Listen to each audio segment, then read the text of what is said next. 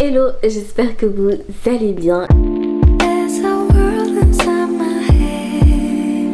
Et dans la vidéo d'aujourd'hui, on va parler un peu de société. Et l'un des phénomènes l'on vit en société lorsqu'on est noir, c'est les micro-agressions, le racisme, sous toutes ses facettes. Principalement dans une de ces facettes que je déteste le plus, c'est lorsque c'est insidieux ou bien que c'est de manière implicite par des regards, des remarques un peu passif-agressifs. Bref, le racisme déguisé. Même si dans notre génération on a tendance à croire que le racisme c'est de l'histoire ancienne et qu'on a tous évolué et qu'aujourd'hui on a tous appris à vivre avec nos différences et à respecter les autres et qu'on est tous au courant que ces préjugés raciaux sur l'Afrique, sur les Noirs sont faux dans leur majorité, ou en tout cas c'est des exagérations de la réalité qui sont souvent péjoratifs et qui qui correspondent pas à la réalité. Mais ce n'est pas tout à fait le cas, il y a encore de la marge et il y a encore de la souffrance pour les personnes les personnes comme moi qui sont noires et qui vivent en Europe ou dans des pays, la majorité des personnes sont blanches. On souffre encore de racisme et on doit subir des micro-agressions tout au long de notre vie.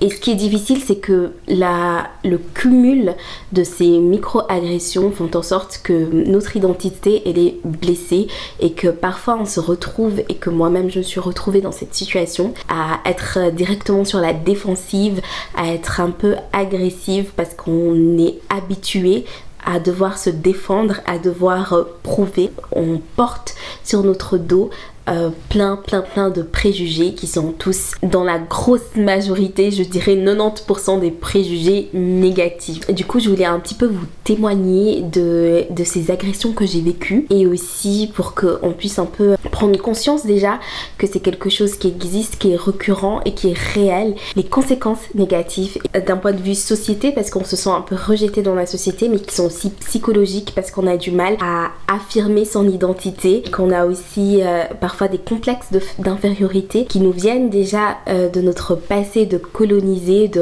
race inférieure, de peuples sauvages, qui se confirment lorsque on vit des micro-agressions, lorsque on ressent un petit peu le rejet de notre société.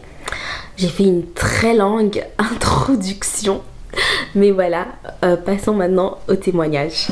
Toutes ces micro-agressions, elles se sont passées durant mon adolescence, ce qui rend la chose encore plus difficile, enfin le début et milieu de mon adolescence, et qui fait que sur le moment quand elles se sont passées, je me rendais pas du tout compte, j'en avais pas du tout conscience que c'était des agressions. En fait, on n'a que ce ressenti de quelque chose d'injuste, de quelque chose de mauvais, de désagréable, mais on comprend pas ce que c'est, et surtout on se sait pas victime. Ce qui est très vicieux, parce que du coup on s'en veut de pas se défendre, on se veut de pas réagir comme il faut, mais en fait c'est tout simplement parce qu'on comprend pas ce qui nous arrive, et du coup quand on comprend pas, on a encore plus de difficultés à verbaliser, à se défendre et à se dire non, il y a une injustice. Et que je pense qu'aussi nos parents, ils n'avaient pas forcément toutes les connaissances qu'on a, ils n'avaient pas forcément accès à tout et pas forcément les bons mots aussi pour mieux nous défendre et puis pour mieux nous expliquer et nous accompagner dans ce qu'on était en train de vivre. Du coup, l'une des premières anecdotes dont je me souviens très bien, c'était encore au cycle d'orientation. Je pense que c'était en 8e, le jour où la chose a commencé. C'était en fait, c'était un vendredi, et l'après-midi on avait une épreuve de maths. Et en fait, ce jour-là, je me sentais pas très bien. J'avais en fait des espèces de crampes que je n'arrivais pas non plus à discerner ce que c'est. Je sais que j'étais pas bien, mais je sais pas ce que j'avais, et c'était juste quelque chose d'interne, ça se voyait pas de l'extérieur que j'étais pas bien. Et l'après-midi, j'ai décidé de pas aller à l'école, et du coup de pas faire cette épreuve de maths. Lundi matin, je suis arrivée à l'école. Comme le week-end ça allait un peu mieux, le matin, première heure, j'étais directement accueillie par la prof de maths, furax. ce qu'elle a fait, c'est simple, c'était une humiliation. En fait, elle m'a engueulée du fait que j'étais pas allée à l'examen parce que du coup, le fait que j'étais malade, elle y croyait pas du tout. D'un côté, je comprends, ça se voit. Ça se voyait pas et on sait tous que faire semblant d'être malade pour pas aller à une épreuve qu'on n'est pas forcément prêt, c'est quelque chose qu'on a tous déjà fait.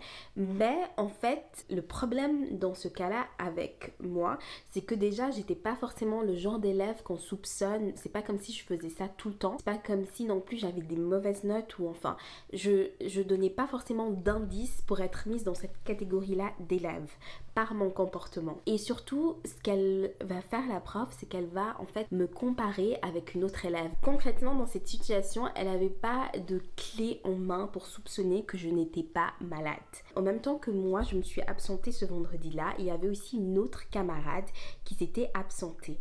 Et là, le pourquoi, en fait, je dis que c'était pas juste une anecdote banale d'école entre élèves et professeurs et que j'amène ça du point de vue de racisme, c'est que l'autre camarade qui s'était aussi absentée le vendredi et qui était venue lundi, on a vu clairement qu'elle était enrhumée et puis elle était blanche. Et surtout, la prof, elle a tout fait ce jour-là pour que moi, je rattrape l'épreuve. Parce que du coup, je pense qu'elle voulait pas me laisser le temps justement de réviser un peu plus. Et du coup, le jour même, elle a décidé de me faire passer l'épreuve, mais qu'à moi. Et pas à l'autre. À l'autre, elle n'a pas forcément fait tout pour qu'elle passe. Donc du coup, cette différence de traitement, alors que les deux on s'est absentés et que les deux en fait elles pouvaient soupçonner que même si l'autre elle était enrhumée, parfois on peut faire un examen, une épreuve quand on est enrhumé. Cette différence là de traitement a fait en sorte que j'interprète plus cette situation de vraiment du racisme, du cliché, que les noirs sont paresseux, que les noirs ne sont pas des bons élèves, qui sont pas bons à l'école et que du coup ils vont faire en fait ces espèces de subterfuges pour louper les examens, pour avoir plus de temps et bref, ça collait avec certains clichés, préjugés qu'on porte quand on est noir. Et en fait ce qui s'est passé, c'est que le lendemain de cette épreuve que j'ai rattrapée, donc le mardi, je suis plus allée à l'école pendant un mois parce que en fait j'avais une appendicite. Et du coup ma douleur que j'arrivais pas trop à comprendre si c'était le ventre, qu'est-ce qui c'était tout simplement mon appendicite. Et en plus c'était une appendicite perforée, bref j'étais vraiment très très malade, j'ai dû me faire opérer 2 fois en l'espace d'un mois. Et du coup j'ai raté tout un mois d'école. Et ce qui fait qu'en fait cette épreuve finalement elle a été annulée puisqu'on a jugé que sur le moment j'étais malade sauf que ça se voyait pas. Et du coup cette prof elle n'a jamais eu le courage de s'excuser parce que je pense qu'elle sait que c'est aller au-delà du fait qu'elle soupçonnait juste que j'avais envie de l'arnaquer. Je pense qu'elle a eu conscience de ce qu'elle a fait et que par honte, elle n'est jamais venue s'excuser, elle n'est pas venue me visiter à l'hôpital alors que d'autres profs étaient venus. Elle a fait semblant que rien ne s'était passé alors que voilà, c'était quand même une humiliation et c'était quand même quelque chose qui m'a marquée. La deuxième anecdote, je pense que cette anecdote, elle doit être un peu limite banale. En tout cas que je pense que nombreux de personnes noires ont vécu. C'est dans les transports publics quand tu n'as pas ton abonnement, quand tu n'as pas ton titre de transport. Ce qui s'est passé, c'était aussi que j'étais ado, je pense que j'étais dans les 12, 13, 14 par là autour. Et bien sûr, avec le groupe de potes, c'est le moment où on se cherche, c'est le moment où on veut faire les limites, on veut faire les grandes, jouer aux racailles. Et même si ma mère, elle payait toujours mon abonnement de bus, tram, j'avais toujours tout en ordre. Je sais pas pourquoi, ce jour-là, avec la bande de potes, on a décidé d'aller dans le bus sans les titres de transport. Je pense que c'était tout simplement pour faire genre, pour vivre l'aventure. Et bref, on s'est fait choper, il y avait les contrôleurs. En fait, j'ai tout de suite remarqué déjà les regards quand on se fait choper. J'étais la seule noire du groupe et j'ai vu qu'en fait, surtout de la part des personnes âgées, qui avaient pas mal de regards insistants, ces regards pleins de jugement. Et du point de vue des contrôleurs, je savais que eux aussi, ils étaient dans la manière de me parler, de me regarder, qui me parlaient de manière beaucoup plus sèche. On on s'est toutes fait choper, on a toutes eu l'amende. Mais sauf que après avoir payé, je m'étais rendu compte que moi, j'ai payé le double. La facture que j'ai reçue, c'était le double de l'amende. Donc je crois que toutes mes copines avaient payé dans les 90 francs et moi j'ai payé 180 francs d'amende. Dans le justificatif, en fait, c'était écrit, je me souviens plus exactement des termes, mais je sais qu'il y avait eu, que c'était écrit un espèce d'affront, comme quoi j'aurais affront, enfin que j'avais fait quelque chose en plus que les autres n'avaient pas fait, alors que c'était complètement faux. C'était complètement faux. Moi, j'ai pas du tout une personnalité extravertie forte.